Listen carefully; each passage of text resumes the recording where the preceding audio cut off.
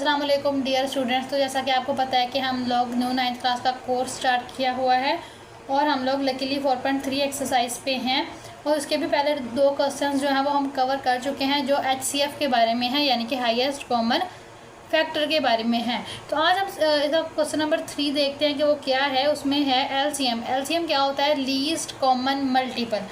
HCF क्या था? Highest common factor. ये होता है लीस्ट कॉमन मल्टीपल। तो पहले तो हमें पता होना चाहिए कि इसका मतलब क्या है। लीस्ट मतलब कि कम से कम, पहले से पहला या छोटे से छोटा।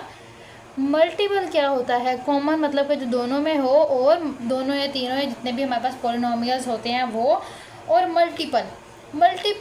मल्टीप्लाई से मिलता जुलता लफ्ज़ है। जिस तरह फैक्टर डिवीजन से रिलेटेड था, इस तरह मल्टीपल मल्टीप्लिकेशन से रिलेटेड है। किस तरह रिलेटेड है कि अगर देखो 4 है, अगर मैंने 4 के मल्टीपल्स लिखने हो ना तो वो होंगे 4, 8, 12, 16। अब कुछ होनहार स्टूडेंट्स ये बोलेंगे कि ये 4 का टेबल है। तो हाँ बेटा जी है, तो ये 4 का टेबल ही, लेकिन इसके पीछे साइंस क्या है। जो 8 होता है, 4 होता है, अगर हम इसको 4 × 1 लिख सकते हैं। 8 जो होता है इसको हम लिख सकते हैं 4 × 2।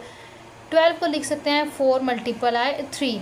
मतलब कि 4 के साथ किसी ना किसी नंबर को मल्टीप्लाई करने से, मल्टीप्लाई, ठीक है, 4 के साथ कोई ना कोई नंबर मल्टीप्लाई करते जाएंगे तो वो 4 के मल्टीपल होंगे। और इसी तरह जो नंबर 4 को डिवाइड करते हैं वो 4 के फैक्टर होते हैं। इसी तरह होता है। अब यहाँ पे बात आ रही है लीस्ट कॉमन मल्टीपल की। अगर 2 नंबर हो, एक हमने 4 लिया है, दूसरा हम लोग 6 ले लेते हैं। अगर मैं 6 का देखूं तो एक 6 होगा, 6 के बाद 12 होगा, 12 के बाद 18 होगा और आगे चलता जाएगा।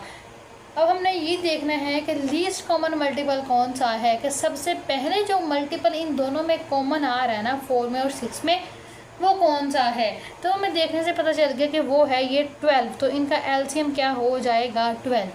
ठीक है, तो अब हम लोग इसको अप्लाई करेंगे अलजबरा के ऊपर। अलजबरा में थोड़ा सा चेंज होगा, लेकिन कॉन्सेप्ट वही है कि LCM क्या होता है कि जब हम उनको मल्टीप्लाई करते हैं किसी नंबर से और जो फर्स्ट वाला कोई ऐसा नंबर जो दोनों में सेम आ जाता है उसको हम लोग एज आ LCM कंसीडर करते हैं। तो बेटा हम स्टार्ट करते हैं इससे, फर्स्ट वाले क्वेश्चन से। इसमें देखो क्या है, 2a² b है, तो इसको मैं लिख सकती हूँ 2a और b। डॉट का मतलब भी बेसिकली मल्टीप्लाई ही होता है। उसके बाद 4ab² को मैं कैसे लिख सकती हूँ? ऐसे लिख सकते हैं हम इसको 2 × 2 × a × b × b। ठीक है, कोई एतराज़ तो नहीं है। 6ab को भी हम लोग लिख सकते हैं 6 × a × b। अब हम यहाँ पर लिखेंगे कॉमन जो हमारे पास फैक्टर इनमें आते हैं वो लिखने, हमने इनके फैक्टर ही होते हैं, लेकिन अब हमने क्या करना होता है, उनके दरमियान मल्टीप्लाई का साइन पुट कर देना होता है। अब देखो क्या आएंगे इनके दरमियान कॉमन चीज़ें कौन सी हैं। क्या 2 सब में कॉमन है? नहीं, इसमें 2 नहीं है। बात 2 की बात ख़त्म हो गई है। 2 के बाद देखते हैं हम लोग क्या सब में a कॉमन है। a इसमें भी है, इसमें भी है और इसमें भी है, तो यहाँ पे GA कॉमन है। क्या सब में b कॉमन है? इसमें भी है, इसमें भी है, इसमें भी है, तो GB भी कॉमन है। कॉमन लिख लेंगे। फिर आप लिखोगे नॉन कॉमन, जो आप इनके दरमियान अब कॉमन नहीं बचे वो एक तो नंबर था 2 है ना, और एक नंबर था 6। यही 2 नंबर थे ना जो इनके दरमियान नहीं है, कॉमन नहीं है। अब देखो 1, 2, 3 दफ़ा, कुछ बच्चे बोलेंगे कि नहीं जी 3 दफ़ा 2 था, आपने 1 दफ़ा क्यों लिखा? तो आपने एक ही दफ़ा लिखना होगा नंबर, जितनी दफ़ा भी हो। और एक 6 कॉमन नहीं आया। तो LCM निकालने का तरीका क्या है कि आपने कॉमन और नॉन कॉमन को मल्टीप्लाई करना है कि 2 × 6 × a × b, तो ये आ जाएगा 12ab is the final answer. ठीक है, क्या किया है हमने, सिर्फ और सिर्फ इसको थोड़ा सा फैक्टराइज करके लिखा। फैक्टराइज करने के बाद हमने देखनी है, फैक्टराइजेशन किया ना, उसके बाद हमने क्या किया, कॉमन और नॉन कॉमन फैक्टर निकाले, उनको कर लिया मल्टीपल। हमारे पास मल्टीपल आ गया, तो so simple, so easy. Second part की तरफ चलते हैं। सेकंड पार्ट में क्या करना है, बिल्कुल वैसे ही करना है। सबसे पहले आप x² + x का फैक्टराइज करो। फैक्टराइज करने का मैंने आपको बताया हुआ है कि सबसे पहले जो चीज़ आपने देखनी होती है वो कॉमन होता है, कि जो नंबर है, ये टर्म है या पॉलिनोमियल है, उसमें कोई कॉमन फैक्टर है इन दोनों में x कॉमन है तो ये आ जाएगा x प्लस 1, पहले ये चीज़। आगे ये जो है x क्यूब प्लस x का स्क्वायर, इसको भी मैं x स्क्वायर कॉमन निकाल के x प्लस 1 लिख सकती हूँ ना इसको मज़ीद मैं लिख लूँ अगर x क्रॉस x प्लस 1 तो कोई मसला नहीं होगा किसी को, इसको भी x क्रॉस x प्लस 1, ताकि हमें कॉमन और नॉन कॉमन देखना थोड़ा सा आसान हो जाए। देखो इसमें कॉमन कौन है, क्या x दोनों में पड़ा हुआ है, बिल्कुल पड़ा हुआ है। आगे देखो नॉन कॉमन सॉरी इसके अलावा x प्लस 1 दोनों में है, बिल्कुल है। क्या इसके अंदर कोई नॉन कॉमन फैक्टर पड़ा हुआ है जो ना हो? कुछ बच्चे बोलेंगे कि जी हमारे पास ये एक x बच गया, बिल्कुल नहीं बचा ये x, क्योंकि ये x इसमें कंसीडर हो चुका है।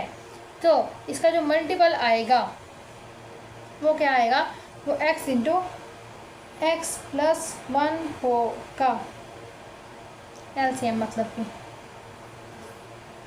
x इंटू एक्स प्लस 1 ही इसका सबसे पहले वाला मल्टीपल होगा।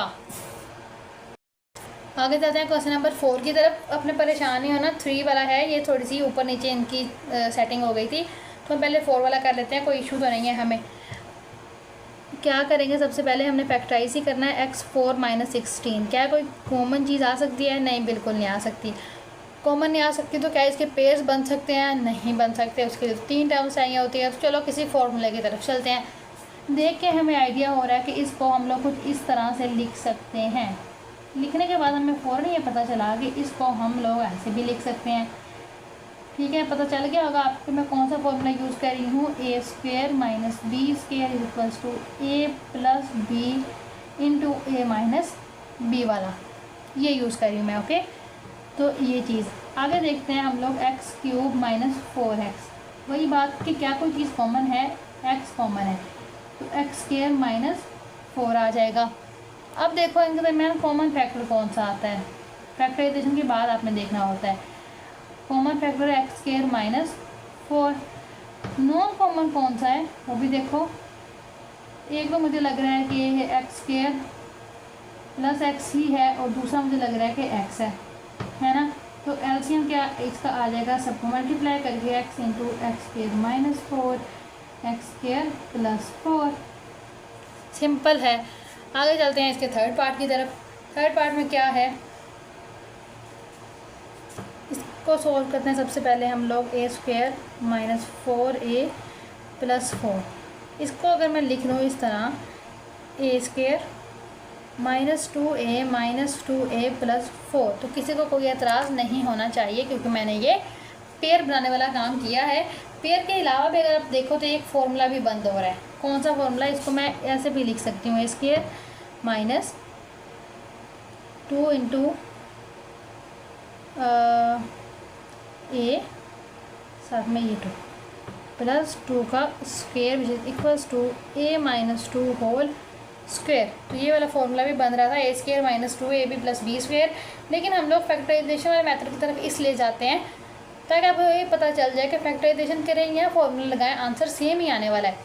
लेकिन फैक्टराइजेशन करने का फ़ायदा ये होता है कि आप लोगों की फैक्टराइजेशन पे थोड़ी सी ज़्यादा ग्रिप आ जाती है। खैर मैंने दोनों तरीके बता दिए हैं, जो आपको ईजी और कन्वीनियंट लगता है वो यूज़ कर सकते हैं, आपकी मर्ज़ी है। ये आ जाएगा जी ए माइनस 2। नेक्स्ट देखते हैं हम लोग ए स्क्वेयर माइनस 2a, इनमें ए कॉमन आके ए माइनस 2। अब देखते हैं इनमें क्या चीज़ कॉमन आ रही है। कॉमन ए माइनस 2 इनमें ए माइनस 2 कॉमन आ रहा है ना। ये इसमें नॉन कॉमन देखो, नॉन कॉमन क्या आ रहा है, नॉन कॉमन देखते हैं, वो है सिर्फ ए। तो एलसीएम क्या होगा बेटा, ए इंटू ए माइनस 2। इसको हम ऐसे भी लिख सकते हैं, ए क्रॉस ए माइनस 2। मज़ीद इसको हम लोग ए स्क्वेयर माइनस 2a भी लिख सकते हैं। तो सारे ही इसके आंसर होते हैं, तो इससे आपने परेशान नहीं होना होता। ये हो गया एलसीएम निकालने का तरीका with the help of factorization. आगे देखते हैं क्वेश्चन नंबर 3 यहाँ पे कंप्लीट हो गया। क्वेश्चन नंबर 3 के बाद हमारे पास क्वेश्चन नंबर 4 में क्या है। क्वेश्चन नंबर 4 में आ चुकी है सर की दर्द। कुछ बच्चों के सर के दर्द का मतलब क्या है, वर्ड प्रॉब्लम। वर्ड प्रॉब्लम जो है कुछ बच्चों के सर की दर्द होता है, तो हम वर्ड प्रॉब्लम सॉल्व करेंगे। पढ़ते हैं जी। The HCF of two polynomials y-7, मतलब उनका हाईएस्ट कॉमन फैक्टर जो है वो है y-7। कोई भी दो पॉलिनोमियल्स हैं, हमें नहीं पता कौन से दो पॉलिनोमियल्स, और उनका जो LCM है वो ये है और ये थोड़ा सा लंबा सा है, ठीक है। अगर उनका ये एक पॉलिनोमियल ये है तो हमने दूसरा पॉलिनोमियल निकालना है। पहली बात, आप सोल्यूशन में सबसे पहले जो गिवन डाटा होता है, मैंने आपको बताया कि वर्ड प्रॉब्लम में आपने सबसे पहले वो लिखना होता है। HCF है y-7, LCM है आपके पास y³ - 10y² प्लस 11y+70, और हमारे पास जो एक पॉलिनोमियल है उसको p(x) का नाम दे लो आप, p(y) दे लो क्योंकि y की बात हो रही है, तो y² - 5y - 14। एक और पॉलिनोमियल है कोई q(x) और हमें नहीं पता वो क्या है। हमने वो पॉलिनोमियल निकालना है कि अगर हम उनके HCF लें तो ये आए और LCM ले तो ये आए। सारा गिवन डाटा लिखने के बाद हमने ये दिमाग में सोचना होता है कि क्या कोई फॉर्मूला हमें पता है। तो यहाँ पे एक फॉर्मूला है जो आपको अच्छी तरह आना चाहिए, वो ये है कि अगर कोई दो पॉलिनोमियल हैं P(y) और Q(y) तो वो इक्वल होंगे अगर हम उसके LCM और उसके HCF को कर लें मल्टीप्लाई, ठीक है जी। हमें क्या चाहिए, सिर्फ यहाँ से Q(y) यहीं रहेगा तो LCM × HCF और बटे में क्या आ जाएगा P(y). अब LCM की वैल्यू भी है, HCF की भी है, तो सिर्फ इसमें पुट करते हैं और देखते हैं क्या बनता है। LCM लिखते हैं y³ - 10y² प्लस 11y+70, आगे क्या है y-7 HCF, नीचे देखते हैं y² - 5y - 14, ठीक है। अब ये एक फ्रैक्शन है, अब जब इसको हम सॉल्व करेंगे किसी भी तरह से तो हमारे पास Q(y) निकल आएगा। अब देखना ये है कि हम इसको किस तरह से सॉल्व कर सकते हैं आसानी से ताकि हमारे पास Q(y) निकल आए। अब सॉल्व करने के लिए हमने इस चैप्टर में एक ही चीज़ पढ़ी है, वो है फैक्टराइजेशन। अगर पॉलिनोमियल्स गिवन हैं और कोई फैमिलियर फॉर्म सी है हमारे पास तो हम उसकी फैक्टराइजेशन कर लेते हैं। हम देखते हैं कि हमारे पास ये जो पॉलिनोमियल है एक ये है और एक ये, इनमें से मतलब LCM और HCF हैं लेकिन हैं तो in the form of polynomial ना, तो क्या कोई चीज़ कैंसिल आउट हो रही है, कोई फैक्टराइज हो रही है, तो वो कर लेते हैं। ये जो टर्म है इसको तो नहीं छेड़ सकते क्योंकि बहुत अजीब सी है, हमें नहीं पता ये क्या है। ये बिल्कुल छोटी है, बिल्कुल सिंपलेस्ट है, इसे सिंपलेस्ट ये हो नहीं सकती। हाँ, इसको देख लेते हैं हम लोग y² - 5y - 14। इसके पेयर्स बनाए जा सकते हैं, कैसे बनाए जा सकते हैं, -7y + 2y - 14।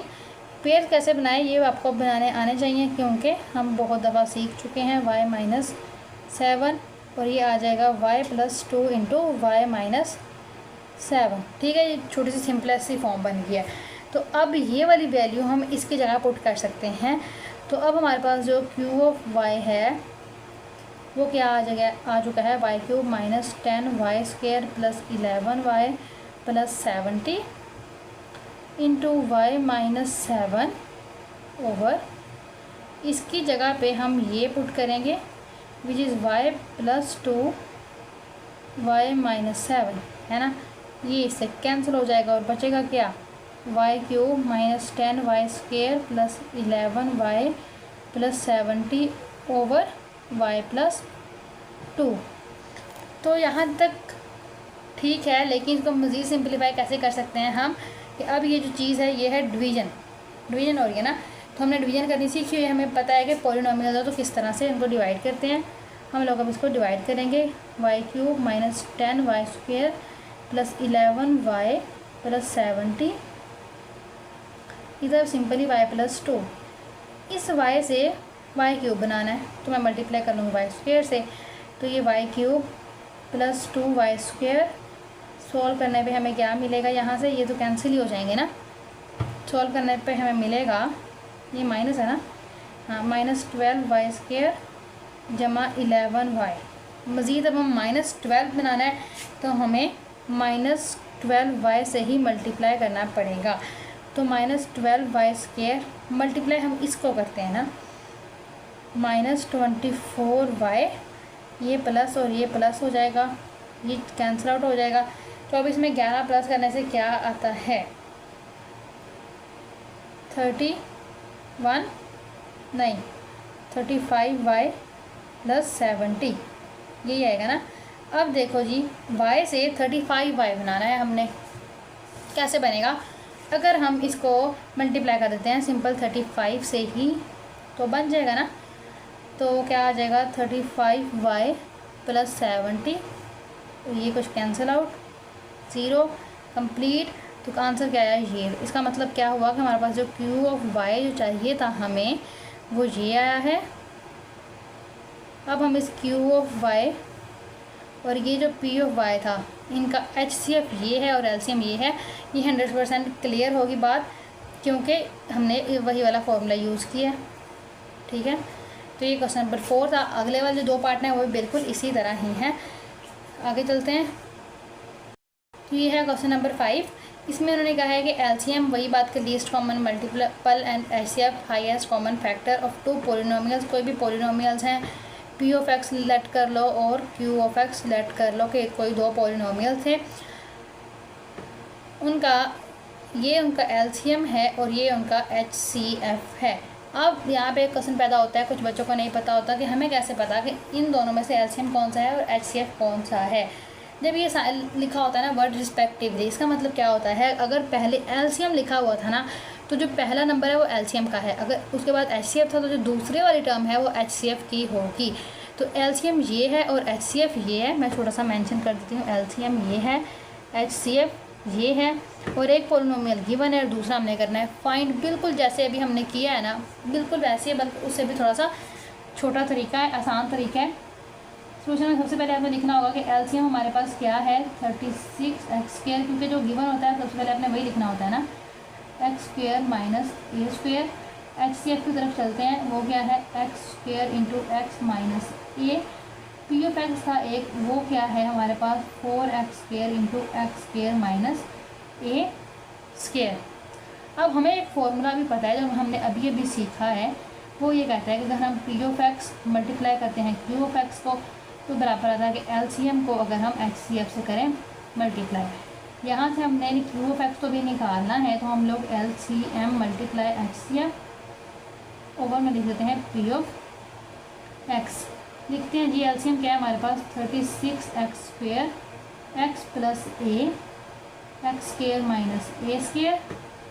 HCF क्या है x² x - a, और नीचे देखते हैं क्या है 4x² × x² - a²। x² directly x² से कैंसिल हो जाएगा, x - a² से कैंसिल हो जाएगा, ये इससे कैंसिल हो जाएगा। तो सिंपली आपके पास जो Q(x) आ जाएगा वो आएगा 9x + a x - a और x²। मज़ीद अगर हम इसको सिंपल करके लिखें तो 9x² x² - a² लिख लेंगे, क्योंकि ये जो 2 चीज़ें हैं ये फॉर्मूला बना देती हैं a + b। a - b = a² - b² का, और ये हमारे पास है लास्ट रिक्वायर्ड हमारा जो पॉलिनोमियल था वो। ठीक है, ये क्वेश्चन नंबर 5 था जो बिल्कुल आसान था। क्वेश्चन नंबर 6 है वो इससे भी ज़्यादा ही आसान है। अब चलते हैं क्वेश्चन नंबर 6 की तरफ। तो ये है क्वेश्चन नंबर 6। इसमें उन्होंने कहा है कि HCF और LCM ऑफ 2 पॉलिनोमियल, ये मतलब कि ये हमारे पास अब क्या होगा HCF है, ये हमारे पास क्या है LCM है। Find the product of 2 polynomials. अब यहाँ पे देखो उन्होंने एक भी पॉलिनोमियल हमें नहीं दिया। पिछले 2 क्वेश्चंस में ये हो रहा था कि हमें एक पॉलिनोमियल गिवन होता था, हमने दूसरा निकालना होता था, लेकिन अब यहाँ पे ऐसा कुछ नहीं है, हमने दोनों के दोनों पॉलिनोमियल्स की प्रोडक्ट निकालनी है। ठीक है, सबसे पहले तो आपके पास क्या होगा कि अपना जो गिवन होता है आपने वो लिखना होता है कि जो HCF है आपके पास वो क्या है x + a। LCM आपके पास क्या है 12x² x + a x² - a² है ना। उसके बाद आपने निकालना क्या है 2 पॉलिनोमियल्स का प्रोडक्ट, मतलब कि P(x) × Q(x). जब मैंने ये लिखा तो आपके माइंड में फ़ौरन जो फॉर्मूला आना चाहिए वो ये है कि अगर हम 2 कोई पॉलिनोमियल्स होते हैं उनको अगर मल्टीप्लाई करें, उनका जो प्रोडक्ट होता है वो उनकी LCM और HCF के प्रोडक्ट के इक्वल होता है। तो इसका क्या मतलब है कि अगर हम P(x) और Q(x) का प्रोडक्ट निकालना चाहते हैं हम सिंपली उनके एलसीएम और एचसीएफ को कर देंगे मल्टीप्लाई, तो हमारे पास आंसर आ जाएगा। ठीक है, इसको हम लोग इकट्ठा करके भी लिख सकते हैं, ना भी लिखेंगे तो कोई मसला नहीं है, लेकिन अगर लिख देंगे तो ज़्यादा अच्छा है। इसको हम लोग लिख सकते हैं x+a होल स्क्वायर, जिस तरह होता है ना a.a=a², बिल्कुल वही चीज़ हमने यहाँ पे यूज़ कर लिया है। तो हमने क्या निकालना था, सिर्फ दो पोलिनोमियल्स का प्रोडक्ट ही निकालना था, ये आइडेंटिफाई नहीं करना इनमें से कोई p(x) कौन सा है और q(x) कौन सा है, क्योंकि ये तो पॉसिबल नहीं है, तभी पॉसिबल है जब हमारे पास एक आध पोलिनोमियल गिवन हो। तो यहाँ पे 4.3 एक्सरसाइज भी कंप्लीट होती है। अब हम नेक्स्ट वीडियो में करेंगे इसकी लास्ट एक्सरसाइज जो है क्या है 4.4। तो मिलते हैं अब नेक्स्ट वीडियो में 4.4 के साथ, तब तक के लिए अल्लाह हाफिज़।